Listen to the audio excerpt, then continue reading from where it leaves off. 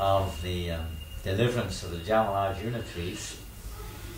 We were just about 2 months ago, I don't know if anyone was with us, we were in Vrindavan on parikrama with the devotees there, and of course this pastime takes place at Gokul, the place of Gokul, which is in Mahavan, where Krishna appeared in this manifest pastimes in this world.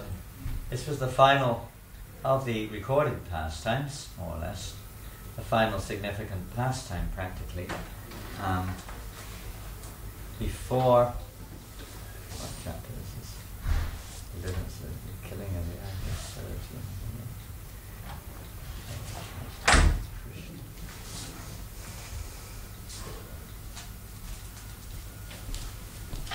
before Krishna moved along, or the residents of Gokul moved to Vrindavan.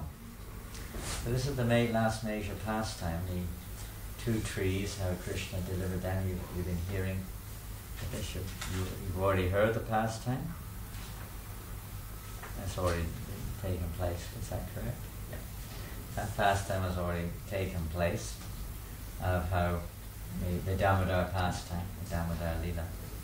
And here we find these 2 demigods, although they were cursed by Narada Muni to take birth as trees, they were blessed that they would be delivered when Krishna came to perform his pastimes. They stood in the courtyard, what became the courtyard of Nanda Maharaj, for a long time, many thousands of earthly years. They stood there naked. And this is the result of their behavior when Narada Muni, of course, came along, and they were in the river enjoying with heavenly damsels, and they didn't care for his presence. So as a result, although they were blessed with high birth, the 4 things mentioned here, they had wealth, great wealth, a good birth, a good education, and they were very beautiful. So they had these 4 qualities which most people very much aspire for, especially wealth and education and beauty. And good birth, of course, is also good fortune. You may or may not have that in relative terms, but most people aspire for these things. And these demigods, sons of Kurera, they certainly had it, but they misused it. They misused it, so by the grace of Narada Muni, it was taken away. And they took birth in the family of trees. And they stood there, naked, for 1,000 years. They were Arjuna trees, trees which are very special trees. These Arjuna trees, especially in the tropical areas, they grow where winds, sometimes we have very powerful winds. I remember, long time ago, I can't remember how many years ago, some of you may have been here, there was a tremendous windstorm, and many trees in England got blown down. There's a place called Seven Oaks, somewhere in Kent, I think it is. Most of those oaks got swept down. Anyway, it's a big storm, very bigger than usual for England. In the tropics, you get these huge storms. And the Arjuna trees, they usually survive because they have roots so deep. They go from the deepest roots. And these were the trees, they took birth of these trees. That's a part of the wonderful pastime with Krishna's pulling these trees down. Now they have tremendous roots. Very hard to remove them from the ground, even with a bulldozer or whatever they use. Very hard to get them out. And Krishna easily, as you know, he easily pulled them down. He pulled them down. He delivered them. So Krishna can easily deliver. He can easily deliver us also. Even though we've got deep roots in this world, if we get the good fortune, as the sons of Kurera did, they were delivered. Krishna did them. They had to very well. They had to perform great austerities. So without performing austerities, then the austerity must be there. If we think we can easily just get Krishna's deliverance just like that. No, there must be austerity. This false pride is quite something. It's quite it's the hardest. There are 8 coverings of the soul, and it's usually the toughest one, as far as I can see. It seems to me that devotees, they engage their senses as much as they can in devotional service, maybe their minds also. We're trying to occupy our minds. We're trying to use our intelligence also to, how to do the right thing, or how to spread Krishna consciousness and so on. But that false ego is really hard to uproot. It's really hard. Seeing ourselves in the center, being proud of our devotional service, with ourselves, and seeing ourselves in the center of our devotional service, and comparing others, so on and so forth. This pride is a really difficult, it's the greatest, challenge in many ways. So these two, Kunala and Hanigriva, they are showing us, in one sense, they're demonstrating the result of pride, and also how we overcome this pride.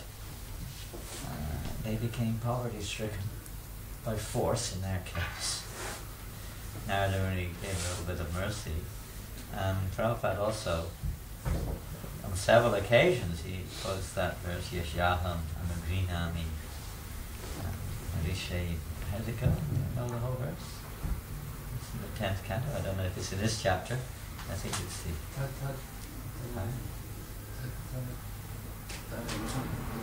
Whatever. How Prabhupada describes how when Krishna is especially merciful to his devotee, somebody he takes away their possessions, even in some cases, takes things away from them. Whatever is a barrier to their spiritual advancement, just like Nalakubar and Manigriva, Narada-Muni took away. It was his mercy, actually.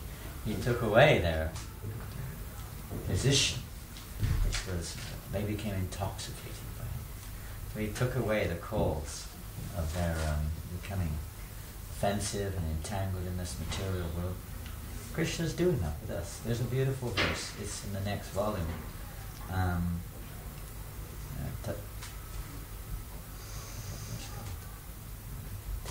Tenu kampam susamikshamanam bunjana ivatapitavitakam. Beautiful verse. Prabhupada said this should be the guideline for all devotees in our Krishna conscious movement. 14th chapter, 10th canto, text